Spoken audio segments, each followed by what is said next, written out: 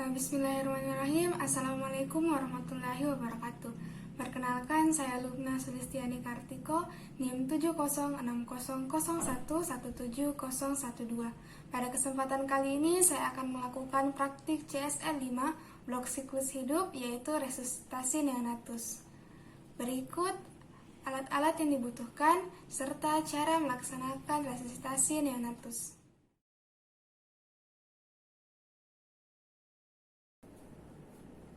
Baiklah, untuk langkah pertama dalam melakukan resusitasi cairan pada neonatus, kita perlu mempersiapkan alat-alat yang kita perlukan apakah berfungsi dengan baik dan benar. Jadi untuk alatnya kita menggunakan tabung oksigen atau tabung gas oksigen. Nah, kita perlu memastikan apakah dalam tabung gas ini terdapat oksigen dan oksigen dapat dikeluarkan dengan cara kita buka. Lalu kita lihat apakah aqueous pada tabung gas ini menjadi berbusa atau tidak. Nah, apabila didapatkan ada tanda bahwa oksigen dapat keluar, kita coba sambungkan dengan selang oksigen dan breaknya. Jadi kita sambungkan. Nah, di sini kita melihat apakah alat untuk sungkup dan ambunya ini baik apabila bahan yang di belakang ini mengembang. Nah, di sini kita lihat dia mengembang, jadi ini aman, tidak ada kebocoran. Lepaskan. Kemudian kita juga mempersiapkan radiant warmer. Ini adalah penghangat untuk bayi. Apabila bayi belum ada, kita kasihkan ke preheat, yaitu untuk pemanasan saat bayi belum berada di bawah dari cahaya lampu untuk menghangatkan bayi tersebut. Kita setel. Kemudian sebelum memulai langkah resusitasi, kita mempersiapkan diri dengan cara mencuci tangan 6 langkah.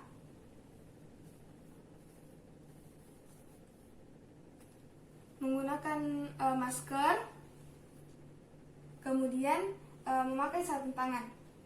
Jadi saya akan contohkan. Pertama, kita akan menggunakan masker terlebih dahulu.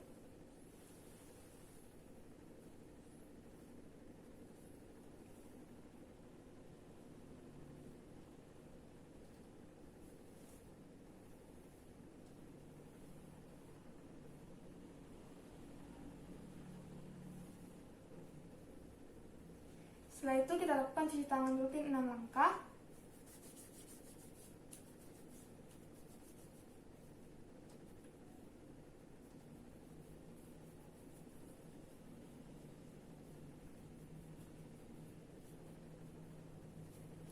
Lalu menggunakan handscoon yang steril.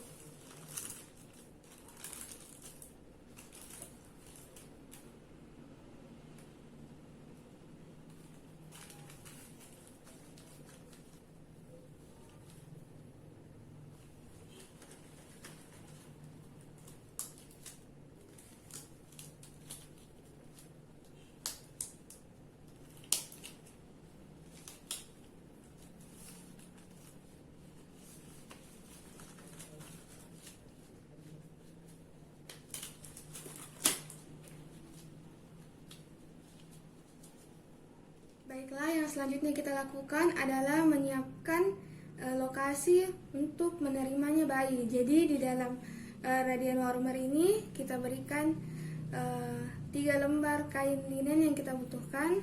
Yang pertama kita lipat seperti ini, tidak terlalu besar, tidak terlalu tinggi. Ini yang digunakan sebagai sanggahan pada punggung bayi. Selanjutnya kain kedua kita gunakan sebagai alas bayi.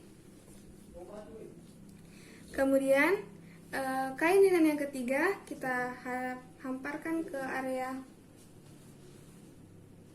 bahu kita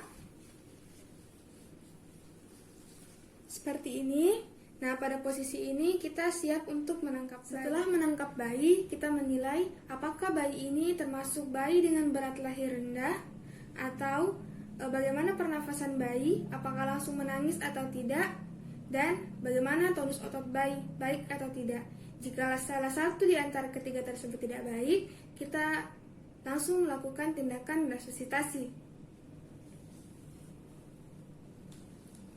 Tindakan resusitasi, kita letakkan bayi pada radian warmer. Kemudian kita bersihkan jalan nafasnya menggunakan suction.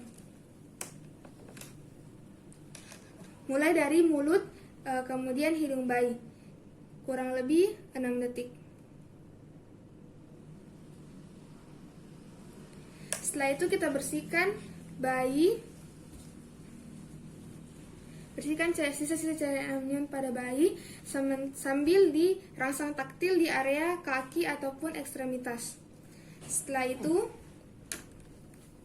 kita angkat kain yang basah tadi.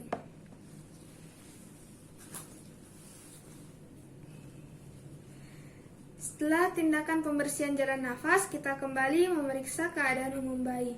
Bagaimana pernafasan, denyut jantung, dan warna kulit pada bayi. Pernafasannya kita lihat melalui dadanya apakah sudah dapat bernafas dengan baik dan benar melalui kembang kempisnya dada bayi. Kita juga bisa mendengarkan pernafasan menggunakan stetoskop.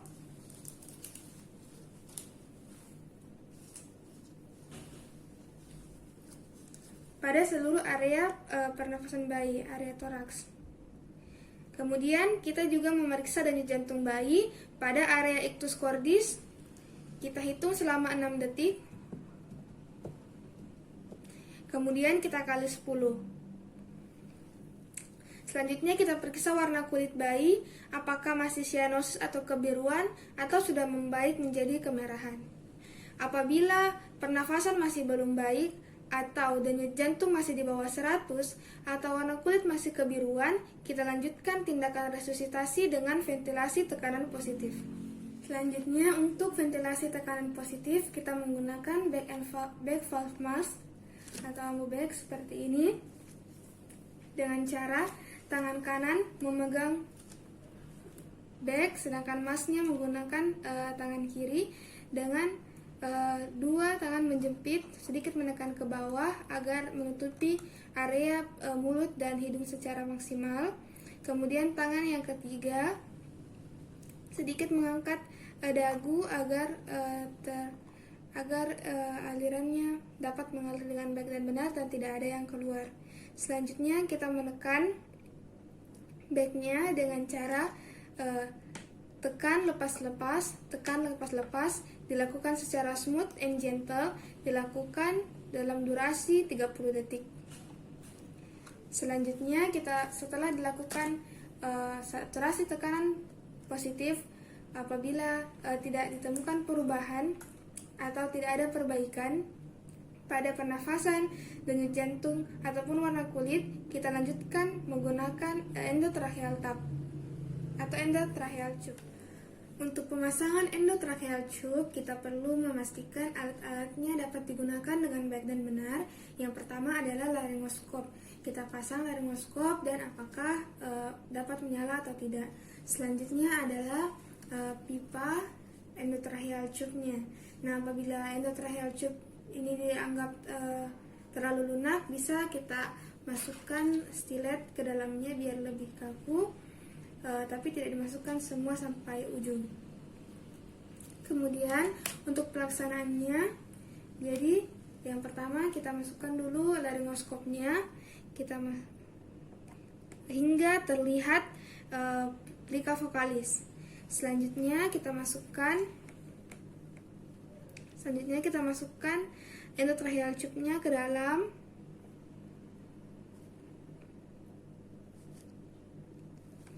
Setelah itu, setelah terpasang, kita sambungkan kembali dengan back valve mask-nya. Kemudian kita lakukan penekanan dengan cara yang sama, tekan lepas-lepas. Kita lihat apakah dadanya kembang kempis, berarti sudah masuk di jalan yang benar.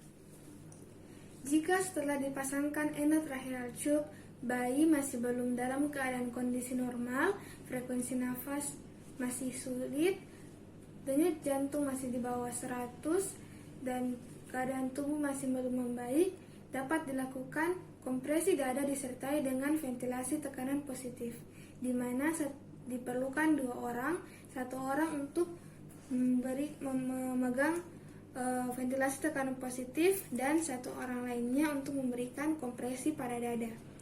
Kompresi pada dada terdapat 2 metode. Yang pertama adalah metode 2 jempol dan metode 2 jari. Untuk metode 2 jempol dan metode 2 jari, kedua jempol ataupun kedua jari diletakkan pada pada area di atas sifoid. Caranya kita menelusuri iga hingga menemui proses sifoid. Di area atasnya sedikit kita meletakkan 2 ibu jari. Kemudian kita tekan kurang lebih sepertiga dalamnya, lalu lepaskan. Penekanan lebih lambat, lebih cepat dibandingkan pelepasan. Jadi tekan lepas, tekan lepas, tekan lepas. Kemudian disertai dengan ventilasi tekanan positif. Penekanan dilakukan 3 kali, lalu kemudian dilakukan tekanan positif. Jadi contohnya adalah tekan, tekan, tekan, kemudian dilakukan 1 kali penekanan ventilasi positif. Untuk teknik 2 jari dilakukan pada lokasi yang sama menggunakan ibu jari, menggunakan jari telunjuk dan jari ketiga di lokasi yang sama, tekan, tekan, tekan, kemudian 1 orang lainnya melakukan ventilasi tekanan positif. Dilakukan sekitar 45 hingga 60 detik. Bila setelah melakukan teknik kompresi dengan ventilasi tekanan positif, hasil denyut jantung setelahnya di atas 60, tekanan kompresi pada dada dapat dihentikan, dilanjutkan dengan ventilasi tekanan positif sebanyak 40 hingga 60 kali pompa per menit. Jika di atas 100, tindakan ventilasi dan pompa dapat dihentikan. Jika di bawah 60, bayi dapat dilakukan intubasi jika sebelumnya belum dilakukan intubasi dan sudah tergolong dapat diberikan obat-obatan seperti epinefrin melalui intravena. Pemberian secara intravena dapat dilakukan baik itu dari ekstremitas ataupun intravena melalui vena umbilicus. Jika 10 menit telah dilakukan tindakan resusitasi pada neonatus, sedangkan keadaan neonatus belum membaik hingga mencapai stabil, maka kemungkinan kecil bagi neonatus untuk kembali menjadi normal. Untuk itu, biasanya tindakan resusitasi akan dihentikan. Adapun untuk melanjutkan tindakan resusitasi, perlu diberikan edukasi kepada orang tua bahwa walaupun bayi dapat selamat setelah dilakukan tindakan resusitasi setelah 10 menit, kemungkinan terjadinya komorbid ataupun kecacatan setelah dilakukan tindakan resusitasi berlanjut perlu diberitahukan.